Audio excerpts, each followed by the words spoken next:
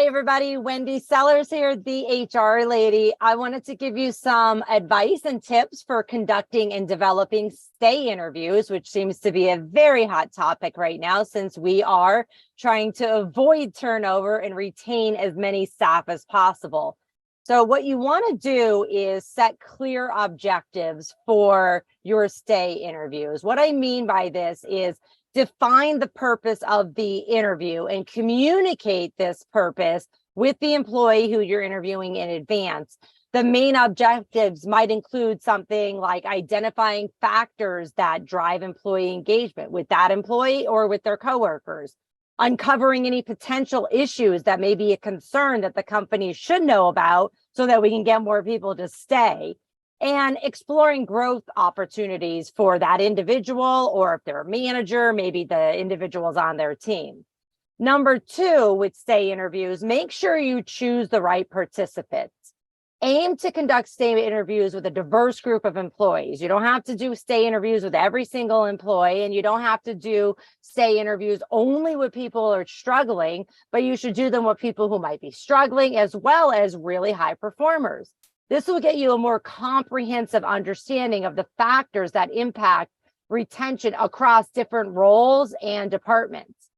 Number three, make sure once you have chosen the right participants and figured out your clear objectives, that you schedule these interviews in advance and at the right time.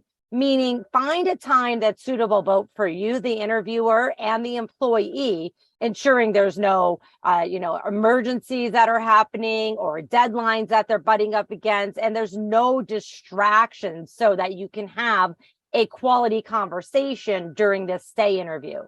Number four, make sure that you create a comfortable environment. It is awkward. The stay interview is awkward. Hi, employee. Why are you still here? So you need to make sure that it is in a quiet, private setting where everybody involved feels comfortable, that they can speak openly and as honestly as possible within reasons, right? So establishing trust and respect is so important. And make sure that no matter what they say to you, that you keep that in confidence of who said it and that you're non-judgmental towards them. Number five, super important, prepare the questions that you're going to ask in advance. Develop open-ended questions, so not yes, no questions. Open-ended questions that encourage the employee that you're speaking to share their thoughts and feelings about their work experience. Some examples might include, what do you enjoy most about your job here? What motivates you to stay with this organization? What aspects of your work do you find most challenging? On the other side, what aspects of your work do you find most frustrating? Are there any areas where you could use more support? Are there any areas where you can use more resources? And do you know what those resources are? What opportunities for growth and development would you like to see in the future? Or if they're a supervisor or a manager, maybe what your employees have told you they'd like to see. Number six, be an active listener. Listen carefully to the employee's responses. Ask follow-up questions. Try not to have just yes, no. Make sure you're listening and let them do the talking. Take notes and let them know that you're taking notes so they don't think you're distracted with something else. Avoid interrupting them or jumping to conclusions. We all like to do that. Show empathy and understanding when discussing any challenges or frustrations that they bring up. Number seven, address the concerns. If you can, you may not be in a position, you might be the HR person doing this and you're just not in the position to address the concerns.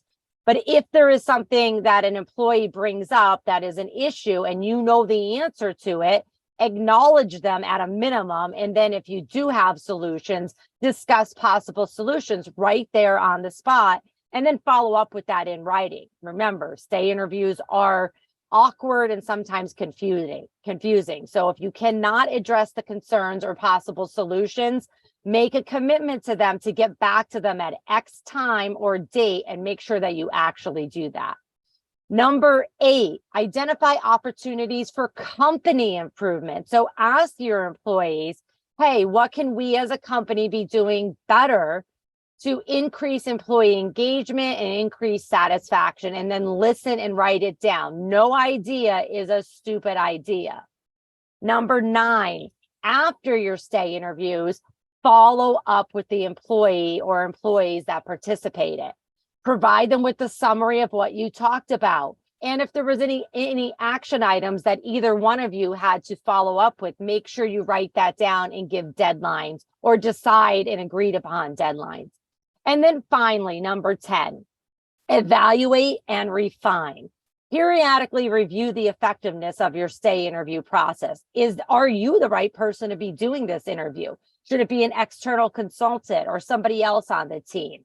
Incorporate the feedback with your participants into maybe company-wide or department-wide surveys, and then adjust your approach as needed. This will ensure that your stay interviews continue to deliver valuable insights and support employee retention. Thanks for joining me, Wendy Sellers, the HR Lady.